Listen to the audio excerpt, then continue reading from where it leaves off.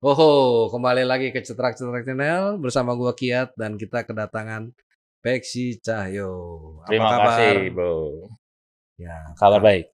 kali ini kita mau cuman kupas tuntas foto. Bukan prediksi skor. Bukan. Oh, oke.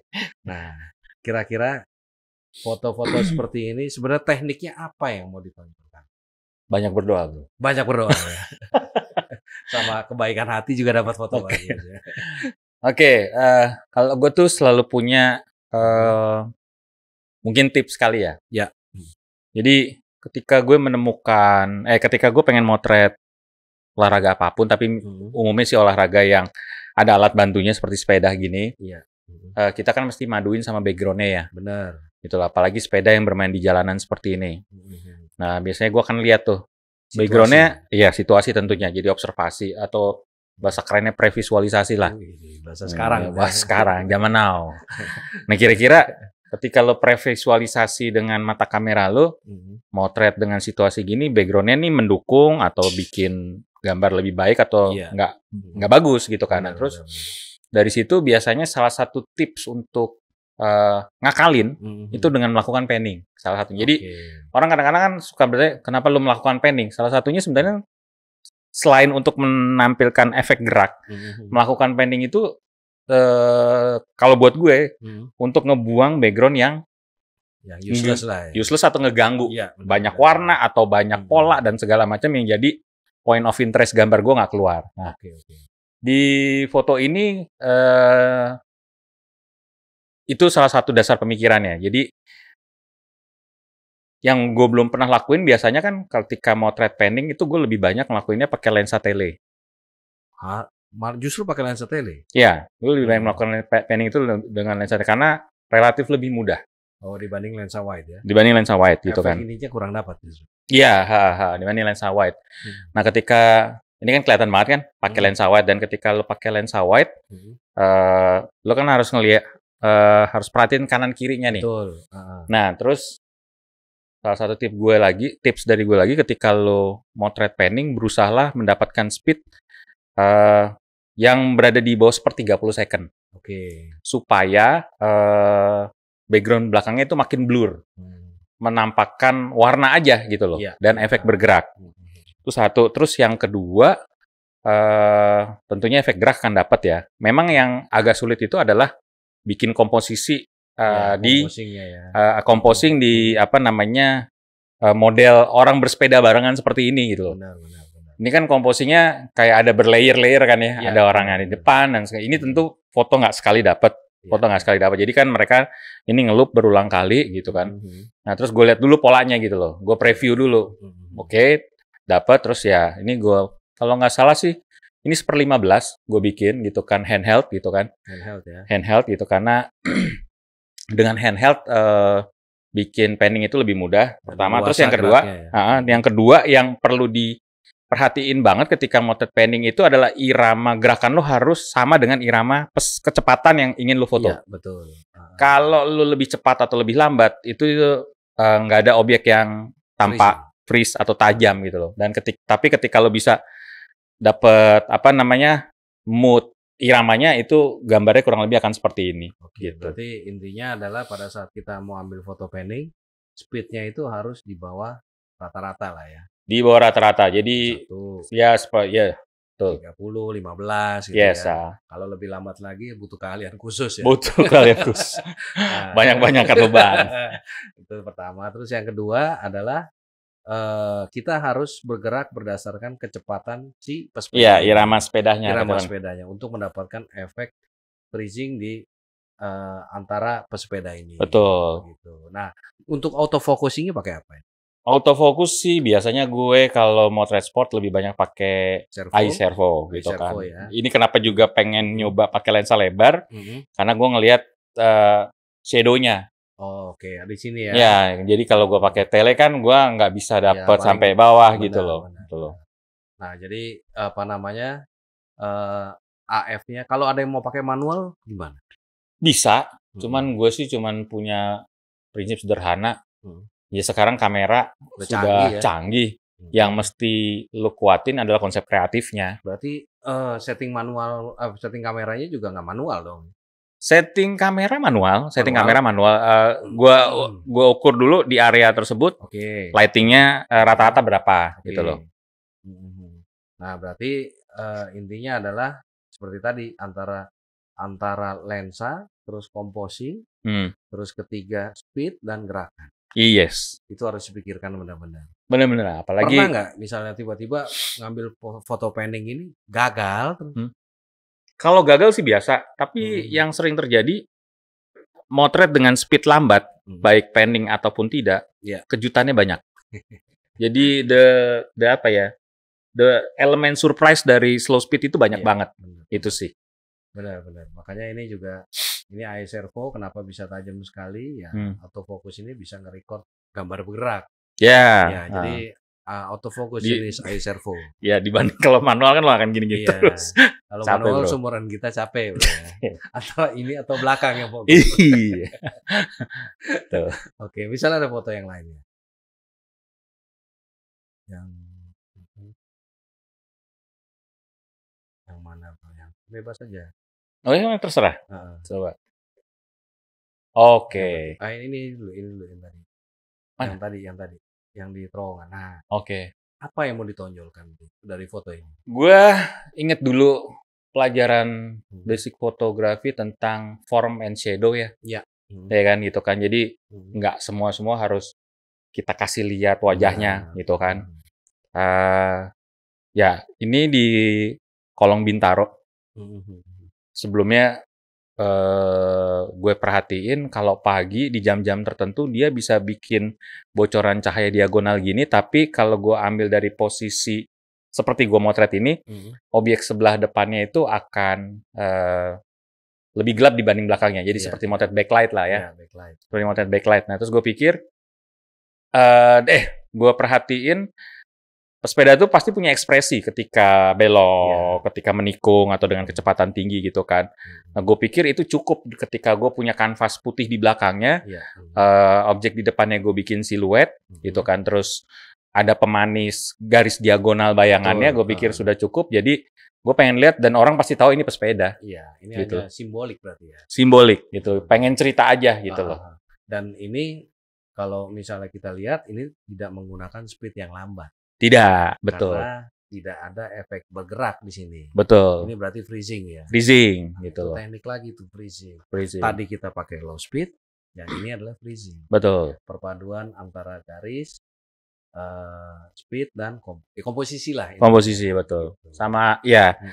Sama seperti fotografi lainnya kita harus perhatiin sumber cahaya kita arahnya dari mana. Betul. Jadi cahaya nomor 1 lah ya. Betul. Oke, yang mana lagi? Nah, yang inilah yang sebelumnya nah ini. Oke. Kenapa kepikiran untuk ngambil kok lidahnya? Balik lagi, waktu itu gue exercise pakai lensa 300. Oke. Tapi gue pengen tes ketika mereka jadi gini. Bukan ternyata ya. Objek itu ketika makin mendekati lensa lo akan semakin kencang. Iya, betul. Jadi misalkan, jangan heran ketika lo motret 1/1000 di jarak 10 meter sama 1/1000 dengan kecepatan yang sama di jarak 2 meter, dia akan punya efek berbeda gitu kan. Dan akan makin sulit ketika dia makin dekat.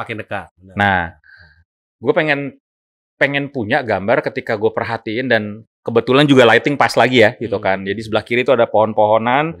Jadi dia kesaring dulu cahayanya sama pohon-pohon tersebut. Nah, gue perhatiin mereka itu ya sepeda tuh kan tangan ya, main selain kaki gitu kan. Betul. Tangan main kaki karena di tangan itu mereka main rem gitu kan, main rem. Kalau kaki mereka handlingnya di situ, keseimbangannya ada di situ. Dan terus ketika mereka ada di speed tertentu, mereka mulai memperlihatkan ekspresi wajah yang macam-macam. Ada yang kayak seperti ini, lidahnya menjulur-julur segala macam gitu. Nah, gue coba perpadukan itu apalagi ketika mereka lagi latihan dengan kerapatan tertentu gitu. Jadi dengan kecepatan yang hampir sama, mereka cukup rapat dan gue waktu itu pakai lensa 300, gue tunggu sampai mereka masuk di jarak minimum lensa gue. Iya, betul. Jadi ini juga gambar nggak croppingan, gambar jadi kayak gini. Jadi memang gue terbiasa melatih diri gue bikin gambar tuh gambar jadi, gitu. Gambar jadi ketika masuk seperti ini di frame, ya dapat. Karena bagi gue sedang tidak pengen menceritakan wajahnya, tapi gue sedang pengen menceritakan gesturnya. Oke. Berarti memang autofocus kembali ke AI servo lagi. AI servo. Karena memang AI servo sangat kebantu banget. Iya, benar. Gitu. Kalau nggak ada AI servo, AI nggak fokus ya. AI ulang lagi ya. Oke, lanjut lagi. Nah, yang tadi. Oke. Ini ngambilnya apa tujuan? Jadi waktu itu teman baru yang bersangkutan nih, baru cerita, gue baru beli sepeda Canyon nih, kirim dari Jerman, gitu kan. Kirim dari Jerman, barang baru nyampe dari Singapura. Mau dong bro difotoin gitu kan. Waktu itu Canyon kan belum sepopuler sekarang gitu kan. Memang dibanding merek-merek lain seperti yang kita lihat seperti Trek, Cervelo atau apapun itu, waktu itu Canyon masih kalah pamor lah gitu kan. Nah, gue waktu itu berpikir, nah ini kan gaya seperti sepeda TT ya, handlingnya depan seperti itu. Memang kecil seperti ini kan. Ya, dan tempatnya memang waktu itu tidak di atas sebuah coffee shop. Kita bikin studio dadakan. Pakai strobisan ini, lampu lampu kanan kiri. Waktu itu sengaja emang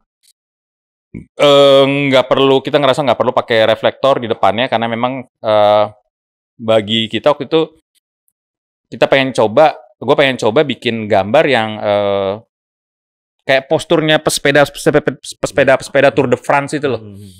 Dengan helm kerennya, terus mereka seperti lagi nunduk, ya kita pengen coba seperti itu dan kebetulan dia punya seragam baru, dia punya helm baru, ya udahlah kita coba tes dan waktu itu strobisan lah ya gitu. Strobisan, ya itu balik lagi jadi di sport atau di sepeda jangan cuma ngeliat gambar action, tapi juga harus bisa bikin gambar yang setup gitu loh. Ide-ide lain menggunakan apa namanya pendekatan lighting yang berbeda. Oke.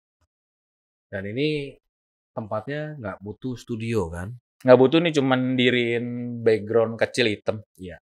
Itu aja. Bisa di mana aja karena tempat dia sendiri juga. Iya betul. Ya lanjut lagi. Nah ini. Oke. Kalau ini action ya, jelas gitu kan. Momentum, freezing the moment atau decisive moment atau apapun namanya, dan ini kebetulan talentnya memang atlet. Jadi atlet semua ya. Atlet Indonesia Junior. Waktu itu gue di hire mereka untuk motret mereka latihan di Mozia. Nah, ini juga pakai lensa 300.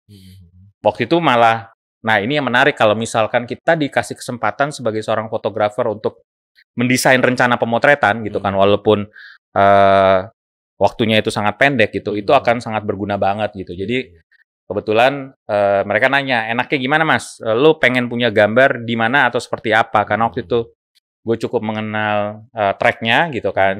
Ya gue bilang ntar dari sini ke sini. Terus gue pengen merhatiin ketika mereka belok, mereka bisa seperti apa. Dan kebetulan karena mereka atlet, mereka bisa cukup punya speed, kedisiplinan, dan momentum semuanya. Jadi gue seperti bikin replika 3 gambar kan nih gitu, dengan pola badan yang hampir serupa dan pola sudut arah mata yang hampir serupa juga gitu loh. Beda ya kalau atlet ya. Beda kalau atlet gitu. Kalau kita teman-teman nggak mungkin serata ini ya. Nggak mungkin serata ini gitu. Mau diulang-ulang gitu, repot gitu. Ngabis-ngabisin shutter ya. Ngabis-ngabisin shutter, nggak jadi. Jadi ya intinya sebenarnya ya itu tadi. Kalau lo bisa punya kesempatan untuk mendesain sebuah rencana pemotretan, pakai sebaik mungkin untuk bisa dapetin gambar yang lo pengenin. Dan emang gue pengen punya gambar kayak gini. Oke. Gitu loh. Ya, berarti intinya adalah kalau kita mau motret sepeda khususnya, kita harus mengenali apa aja.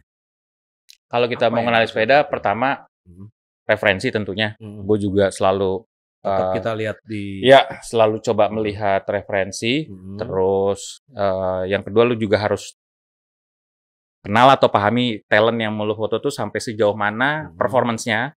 Kalau lu mau motret dia tentang performance-nya dia gitu kan. Tapi kalau kita katakanlah nggak kenal, berarti kita nungguin dia berapa lap dulu gitu. Kalau kita nggak kenal, ya kita mesti paham di olahraga sepeda itu apa aja sih, hal-hal yang menarik secara visual seperti apa sih yang bisa dibuat gitu loh. Itu yang ketiga, yang terakhir yang pasti ya saat lu udah punya referensi, mengenali, terus paham atletnya atau orang yang mau lo foto, tinggal kemampuan fotografi lo yang lo pakai untuk membuat 3 resep pertama tadi. Lagi-lagi untuk memasaknya itu semua dengan teknik fotografi. Oh jelas, ya. Jadi teknik memasaknya. Nah, cuman kalau misalnya teman-teman punya lensa seadanya, tipsnya seperti apa? Oh, oke. Ini selalu gue sampaikan sih berulang kali. Orang kadang-kadang mikir ketika motret sport itu barangnya harus mahal ya, gitu kan? Enggak juga kan? Enggak. Jadi gue selalu tekenin ke teman-teman yang pengen belajar motret sport.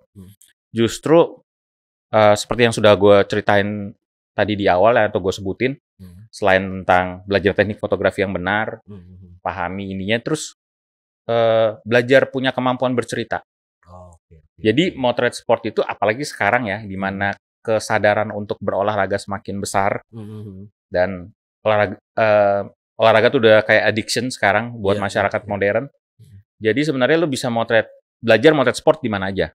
Itu satu. Kalau dulu kan orang mikir motret sport, ya tadi gue pernah cerita tentang olahraga prestasi. Iya, benar. Nah, kalau kayak ketika gue motret olahraga prestasi, kebutuhan gue kan waktu itu adalah seorang fotografer yang bekerja untuk media. Jadi gue mesti punya alat yang proper, lensa yang proper, dan segala macam. Tapi kalau teman-teman pengen belajar seperti gambar yang gue bikin tadi, semua ini kan kadang-kadang kayak gini, cukup dengan lensa 70-200 atau seperti ini dengan lensa 1740 atau 1635 gitu, tapi gue bikin siluet gitu kan.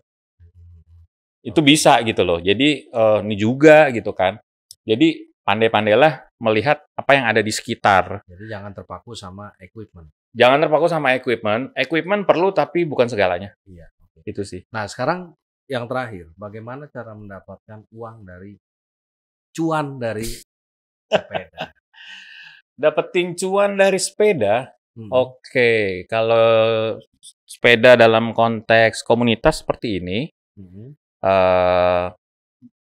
yang pasti ya lu mesti aktif memotret. Iya. Misalnya yang ibu-ibu ada sapinya tadi kan. Oke. Itu kan berarti kan orang yang tidak dikenal sebenarnya. Iya, tadinya orang yang tidak kenal akhirnya jadi kenal. Jadi kenal. Nah, ini kan ceritanya kan ya mungkin dia mau berolahraga. Oke. Tiba-tiba lo ada di situ mengabadikan momen dan kejelian seorang fotografer memadukan antara objek dan backgroundnya.